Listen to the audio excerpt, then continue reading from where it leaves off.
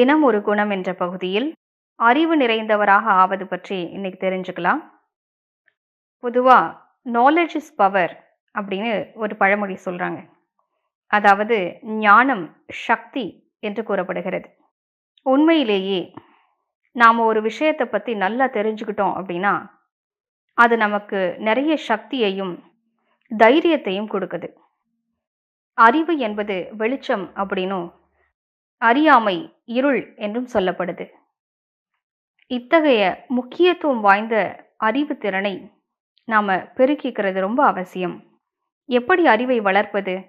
நல்ல புத்தகங்களை படிப்பது, படித்ததை நன்றாக சிந்தித்து பார்ப்பது, அதன் பின்பு அதை வாழ்க்கையில நடைமுறைப்படுத்துவது.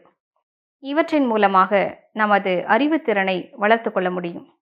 அதுவும் தற்காலத்துல இன்டர்நெட், யூடியூப் இப்படி பல சாதனங்கள் அறிவை வளர்த்து கொள்வதற்காக நமக்கு கிடைச்சிருக்குது. ஆனால் தேவையில்லாத விஷயங்கள் எல்லாம் தெரிஞ்சுக்கிட்டு நம்முடைய புத்தியை குப்பையாக்கிக்க கூடாது.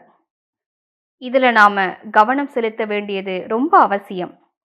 ஏன்னா எப்படி நல்ல விஷயங்களுடைய ஞானம் நமக்கு முன்னேற்றத்தை கொடுக்குமோ அது போன்ற தவறான விஷயங்களுடைய ஞானம் நமக்கு வீழ்ச்சியை தான் ஏற்படுத்தும்.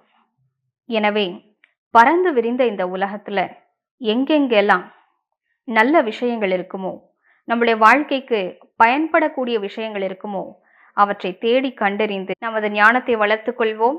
அனைத்திற்கும் மேலாக இறைவன் கொடுக்கக்கூடிய ஆன்மீக ஞானம், அந்த சத்தியமான மெய் ஞானத்தை யார் தெரிஞ்சுக்கிறாங்களோ அவர்களுடைய பிறவியே பலனுள்ளதாக ஆயிடுது.